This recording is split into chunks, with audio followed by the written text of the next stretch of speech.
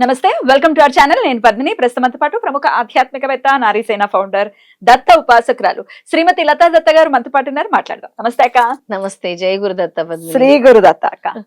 అక్క, కొన్ని మంచి మంచి కళలు చెప్పుకొని ఆనందపడిపోతుంటాం కదా. సంబర పడిపోతాను నేనైతే. మంచి కళ వచ్చిందంటే కడుపులో ఆగదు. 10 మంది చెప్పేసుకుంటాం అమ్మయ్యా అనిపిస్తుంది. కానీ వచ్చిన మంచి కళలు చెప్పుకోవద్దు అనేది కూడా చిన్న సామెత. అలా ఏమీ లేదు, చెప్పుకోవచ్చు. అంటే చెప్పుకోవటం వల్ల అది జరుగుతుందా లేదా ఏమో, ఒక్కొక్క ఈవిలై పడుతుందేమో అని సందేహం. అందుకే అందరికీ చెప్పొద్దని పెద్దవాళ్ళు చెప్తూ ఉంటారు.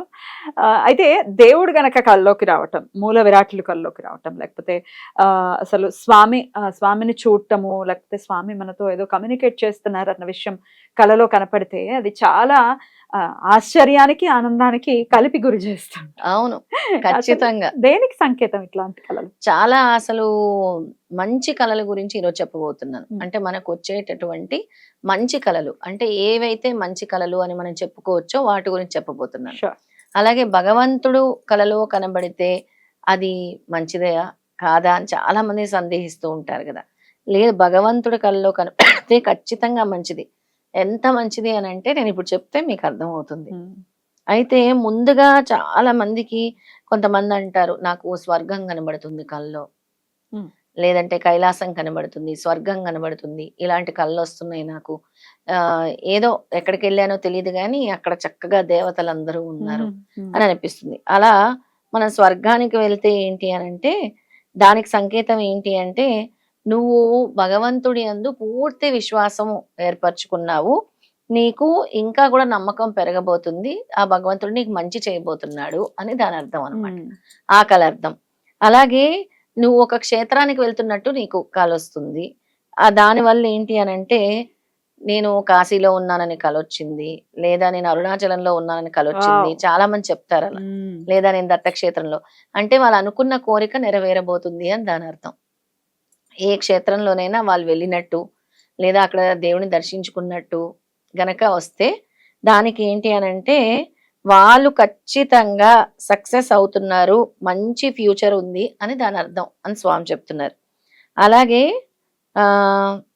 ఎవరైనా ఒక బ్రాహ్మణుడిని చూసినా లేదా మంచి పురోహితుడిని చూసినా అది కూడా చాలా శుభశకునం అని చెప్తున్నారు, అంటే కల్లో కనబడితే. అలాగే ఒక పెళ్ళైన సుమంగలి భోజనం చేస్తున్నట్టు కళ వచ్చింది అనుకో, చాలా ఎక్సలెంట్ ఇండికేషన్ ఫర్ సక్సెస్ అని చెప్తున్నారు. సుమంగలి ఎవరి రూపంలో సుమంగలి కళ్ళలోకి వచ్చినా ఆవిడ భోజనం చేస్తున్నట్టు వస్తే చాలా విశేషమైన ఫలితం, సక్సెస్ అని చెప్తున్నారు అనమాట. అలాగే మనము ఎక్కడికైనా పుణ్యక్షేత్రాలకు వెళ్ళి మనం స్నానం చేస్తున్నట్టు కనుక కళ వస్తే, ఎక్కడో నది దగ్గర మనం స్నానం చేస్తున్నట్టు, లేదా భీమా అమరజా నది గాన్గాపూర్లో చేస్తున్నట్టు, లేదా ఎక్కడైనా మనకి పాతాళ గంగ శ్రీశైలం దగ్గర ఉంది, కాశీ గంగా నది ఉంది, ఎక్కడైనా స్నానం చేస్తున్నట్టు వస్తే అది సక్సెస్ అంట. సక్సెస్ ఎలాంటి సక్సెస్ అని అంటే మీకు ఏమైనా గవర్నమెంట్ గురించి మ్యాటర్స్ ఉంటే సక్సెస్ అవుతాయి, బంగారం విషయంలో కొనటంలో సక్సెస్ అవుతుంది, అలాగే మనీ మ్యాటర్స్ లో సక్సెస్ అవుతుంది, మనశ్శాంతి లభిస్తుంది ఆ కళ వల్ల.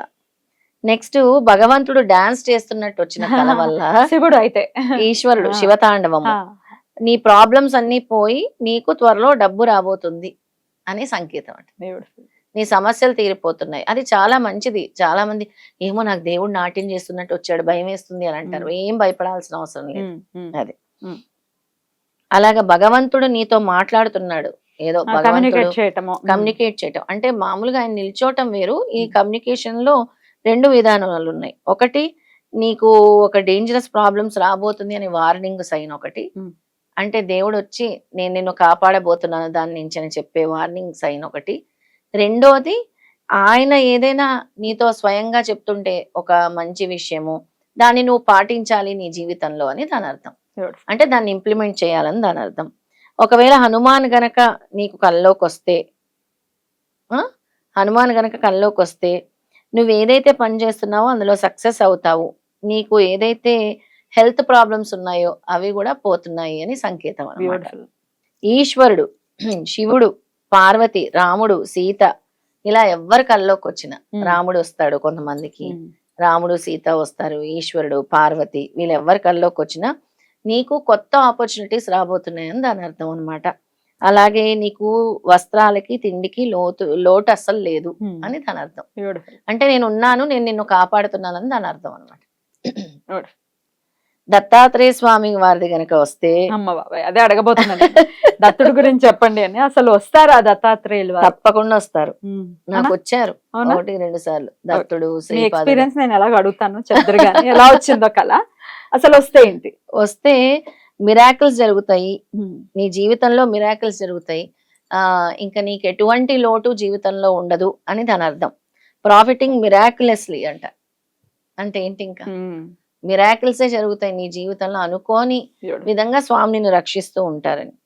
అలాగే డ్రీమింగ్ ఆఫ్ యువర్ గురు, నువ్వు ఎవరైనా ఒక గురువుని ఆరాధిస్తున్నావు, వాళ్ళు నీ కల్లోకి వచ్చారు.